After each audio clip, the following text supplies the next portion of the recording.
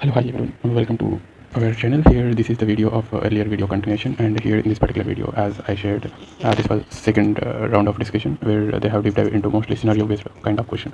So, without further ado, let's enter into the video and have a discussion. The first question was, can you briefly walk me through your background in DevOps and what are some of your achievements so far? So, if you talk about while achievements, make sure you need to be prepared, and let's say if you don't have that like achievements, then you can obviously point out any pointer like wherever you contributed more to certain project or you got some appreciation like that, you can express that same thing. And the next question was, let's say you are deploying a application but the production system has been running smoothly for some months. Suddenly after the deployment, you noticed that the system performance has significantly degraded. How would you about to identify the cause for this particular issue? In this particular case, we need to first make sure to monitor the logs, and by using Prometheus and Grafana in our project, we used to use that particular thing only, and where we will get to know the like CPU memory metrics, and if there is any strike in the cloud, then we will get to know that, and we can also compare the previous deployments, like if there is any changes. Like we can use kubectl rollout history, or else if it is code difference, git diff dot, it will no dot, just git diff, it will get a difference, like what is the difference between the current and previous deployment. And we need to make sure to compare the analyze the application logs, as I said, like by using Kibana, like ELK, Elasticsearch, Logstash Kibana, where it is a centralized logging tool. It will check logs, and we need to revert to the old like version of code if it is unnecessary. And yeah, I think these are some troubleshooting steps we need to do. And moving to the next question, imagine if you are tasked with setting up a CI/CD pipeline for a project that has both front end and back end components, and what steps would you take to ensure the pipeline works seamlessly for both, and how would you handle the dependencies between those particular two, front end and back end? In this case especially, we need to create a dedicated pipelines for front end part as well as back end part. In my case, I explained with respect to the Jenkins, and like whatever your pipeline should be, you can explain in that case, like whether it might be GitLab CI/CD or GitHub Actions. And we need to use a shared artifact repository where it will manage dependencies between them. We can use Nexus as a artifact manager, and we need to perform the automated testing for especially backend. We need to perform API tests and dashed, and dashed will comes for both front end and back end. And especially for front end, we can perform a JUnit as a testing tool, and we can use Docker Compose on Kubernetes for front end testing before the deployment part. And we can manage, we can set up like there is a parallel deployment where the deployment will happen sequentially based on the interdependencies, we can say. Especially in this case, parallel dependency was the more suitable. And the next question was, we all know about containerization, where there is a scenario where you would choose a you will choose to use your Docker in the production environments, and you might choose not to use that in your production environment. I think you got this particular question. Let me like rephrase it.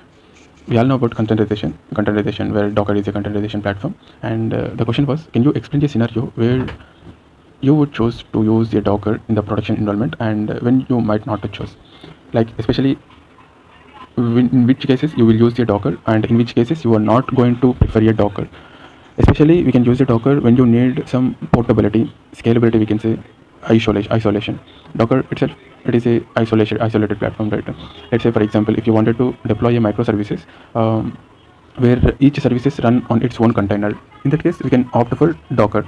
We can avoid Docker when the performance is critical, high performance databases, or else when there is a licensing restrictions is applied. In that cases, we can avoid Docker. If you know any other scenarios, please let me know in the comments. And the next question was, if you are working on your microservices based architecture and one of the services has started failing during load testing, it works fine in isolation, but when scaled, it starts to timeout. What would what would you approach troubleshooting this particular thing? Especially this is a troubleshooting question where first thing we can check the logs and metrics for request and response times we will get to know, and we can analyze the resources limits like a CPU, a memory, and if needed we can increase the limits also, and we can check the database performance as well, where if needed we can optimize the queries, and especially load test tools like JMeter and JEager, OpenTelemetry. These are some tracking tools. Okay, and we can check by maintaining a auto scaling thresholds, and later we can use that particular tools, and we will load test again. Then we will get to know like where exactly it was failing, or else these are the some troubleshooting steps we need to follow. And moving to the next question, suppose you are using a Kubernetes for orchestration and you noticed that a particular pod is not starting as expected. What steps would you take to diagnose the issue, and what tools would you use in this particular process? First thing, we will check pod logs by using kubectl logs and name of the pod, space name of the pod, and we can describe the pod. Kubectl describe pod and name of the pod to check if any events are there, and we can check if images exists like kubectl get pod and kubectl get events. This will get the image information, and we can also look for node resources like by using kubectl top nodes where it will looks for Kubernetes node resources, and we can use the debug command also, kubectl debug, where it will debug using ephemeral containers will be there. It will debug by using but that particular thing. This is the some diagnosing steps. And the next question was, imagine you are dealing with a high traffic website. How would you scale your infrastructure to meet the increased demand during seasonal peaks, and how would you automate the scaling process? Definitely, first thing will come into picture was auto scaling. We can enable auto scaling if it is AWS service. We can enable there is a auto scaling groups will be there, and in Kubernetes there is a horizontal pod autoscaler where it will increases the like number of pods with the same system details in horizontal. If it is vertical, then adding more space, RAM, storage for the existing machine only. But in horizontal pod autoscaler, it will add a new instance with the same specification. Horizontal was the preferred one, and we can optimize the database performance, and we can implement a load balancing. AWS load balancer will be there, and yeah, I think these are the some steps we need to follow. And moving to the next question, if you are working with a team that use a mix of cloud and on-premise resources, how would you set up a CI/CD pipeline that works across both environments while ensuring that the configurations are consistent? Okay. Here in this particular job role, they also expected some on-premise like experience. So I think this is question based on considering that particular opinion only. Okay. First of all, we can use hybrid, like especially for hybrid cloud, we can use like it will support GitLab CI/CD or else Jenkins also, and we need to make sure secret managers should be used where the secrets are stored in the AWS secret manager. And if you are using GitLab CI/CD, we need to set up your runners with both the environments. So that is the one thing, key thing we need to notice. While we are using GitLab CI/CD, there is a runner where that will communicate with the command line interface, how Jenkins is communicating with the command line interface, right? Likewise, here GitLab CI also, the runners will be there. And here, while setting up that particular runner, we need to set up the runner in the on-premise as well as cloud environment. That is the key thing we need to note. And the remaining all the setups are same, where it will maintain same consistency till all the integration and production level. And moving to the next question, DevOps isn't just about the tools, it's all about a culture. Can you give me an example of a time when you had a collaboration closely with the developers or operations team to solve a problem? How do you facilitate the communication and ensure that everyone was on the same page?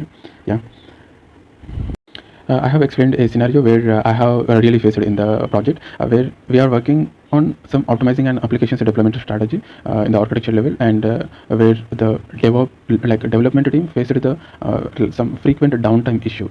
By collaborating with them, I introduced deployment models, especially canary model, to reduce the downtime, and we clearly noted down there is almost 60% of like downtime reduction. That is where we can make sure the communication is facilitated among the team, and it will make sure we are on the same page.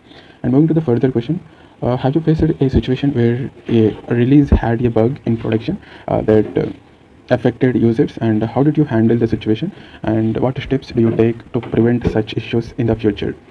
Especially, yes, the first thing was, yes, I have like faced this particular situation.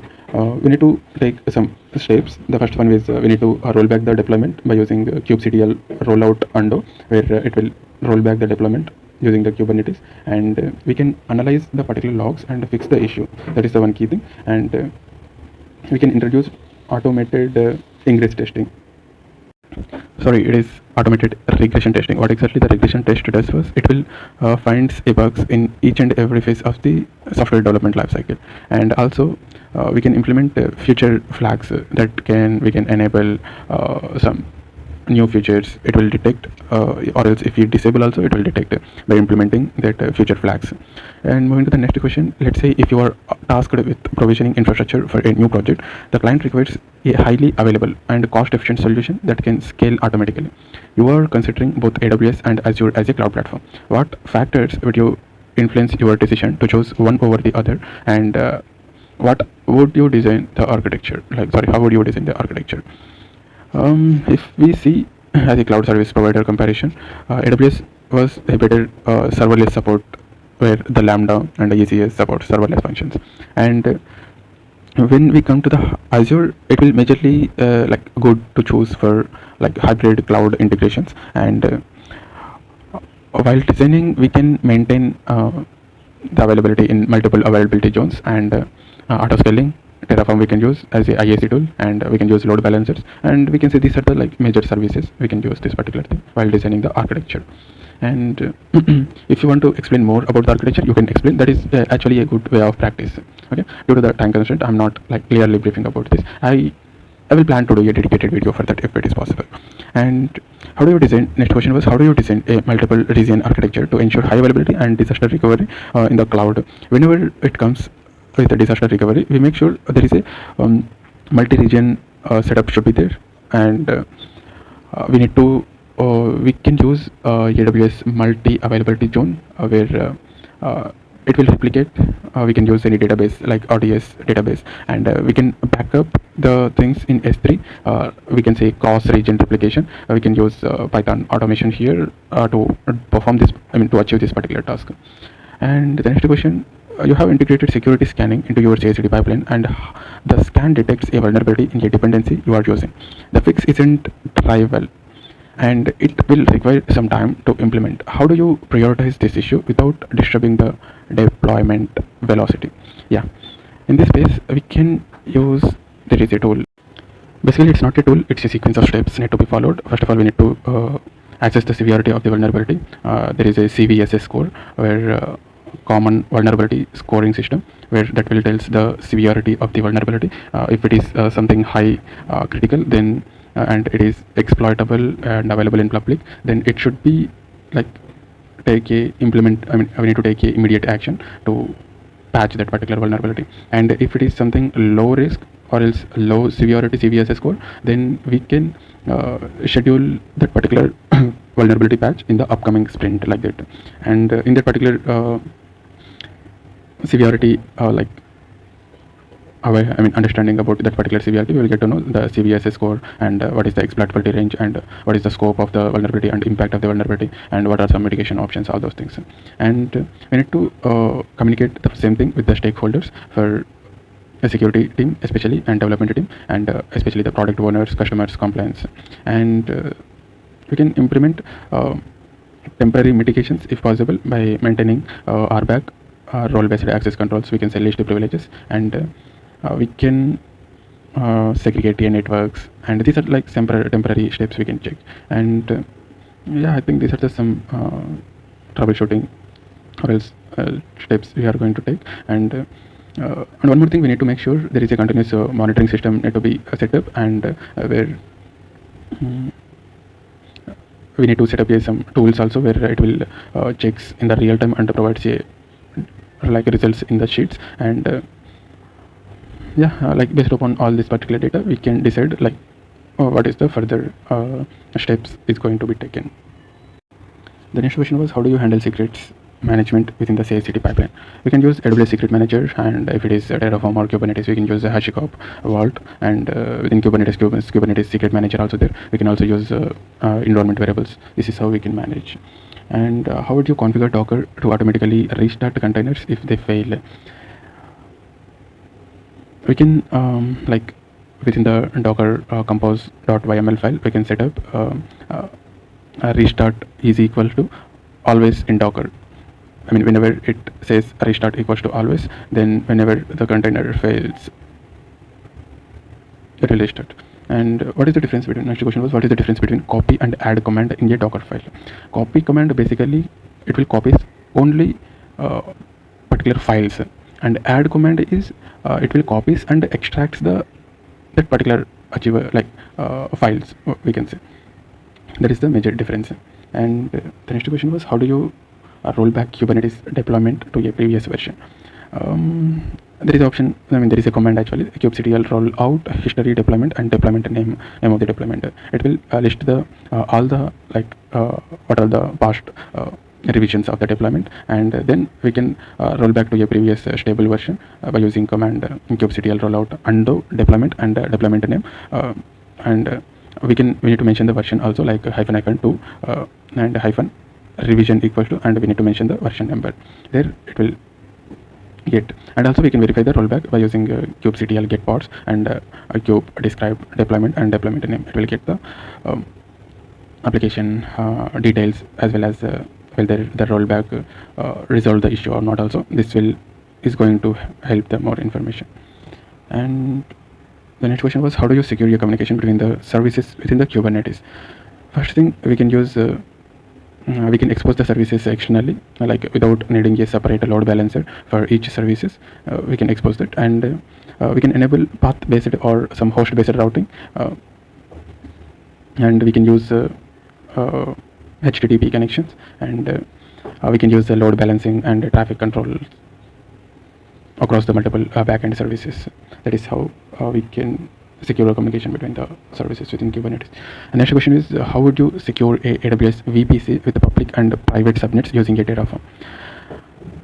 We can use there is a network policies, especially for isolation purpose, and it will restrict the pod to pod communication with the network policy, and the policy is written in YAML, and we can enable a role based access controls or back, we can say, and we can, I think these are the steps. And also we can use the encryption models like TLS, and it will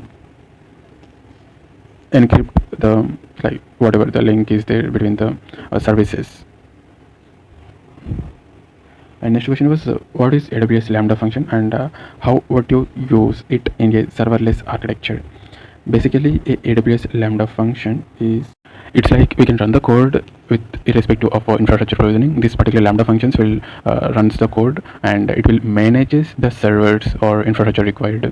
And whether if it is a serverless architecture, this is how the Lambda functions helpful to just reduces the human efforts or our whatever. Let's say if there is a huge traffic in the website, if we opt for Lambda service, then Lambda function, then it will we don't need to concern about how much infrastructure is required. This particular function will automatically scales and manages the infrastructure. And the next question was, how do you secure sensitive data, example like API keys, passwords within the AWS? We can use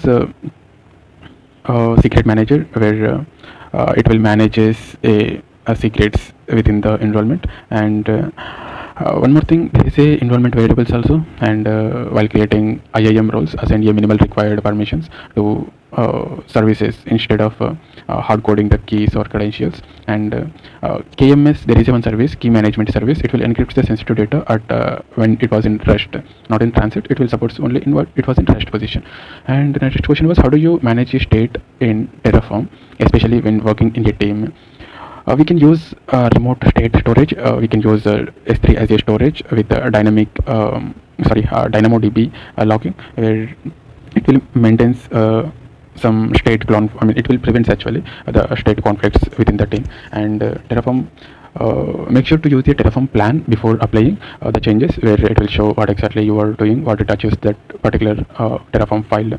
And make sure to have version control state files, where it will maintain backups, and you can use Git for tracking that particular version. And the next question was, what is the purpose of Terraform plan and how would you use that particular thing?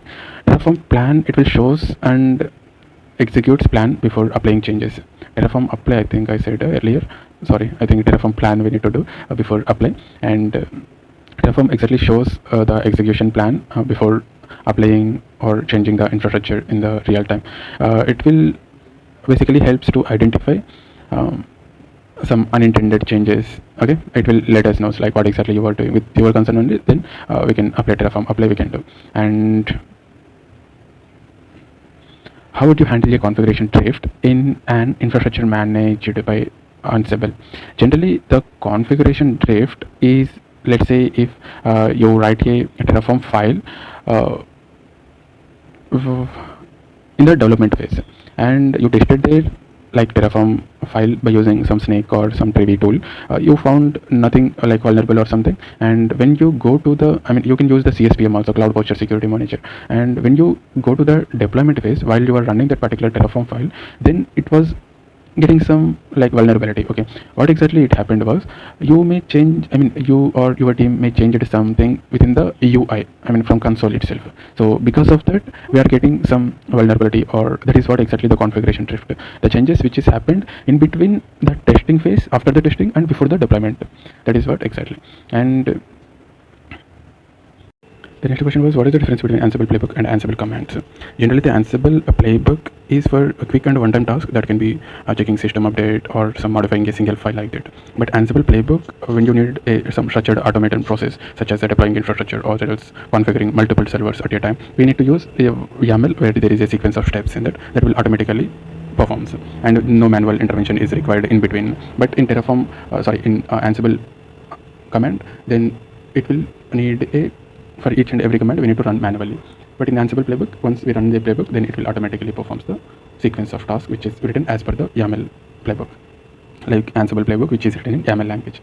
The next question was, you need to update a application running in Kubernetes. But you want to avoid downtime during the deployment. How do you achieve this particular thing?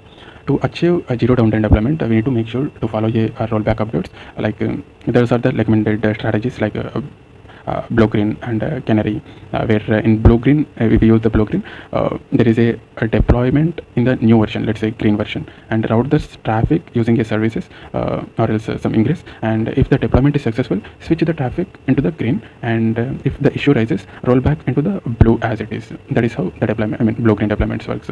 And also we can use the deployment for Canary, where we can deploy a small percentage, let's say for example 5 to 10% of traffic into a new version, and we can monitor the performance and error rates in the new version, and we can gradually shift the percentage of traffic to the new version, and we can check if it is stable or not. That is how the deployment model can be helpful. And the next question, you are tasked with setting up a monitoring for a multi-cloud infrastructure. What tools would you use and why? We can use Prometheus plus Grafana, where it will collect metrics and it shows in your dashboards by using Grafana. And we can use Datadog, where it is a software as a service SaaS based monitoring tool for majorly used for cloud integrations. And in cloud service providers like AWS, there is a CloudWatch, and in Azure there is a Azure Monitor, and we can use those cloud native monitoring solutions also. And in a large scale production environment, how would you automate a testing and validation of infrastructure changes before they are applied in the live environment? Especially in this case, we are going to use IAC tool like Terraform, where infrastructure as a code, we can use that particular thing. If you use Terraform, then we can Terraform validate.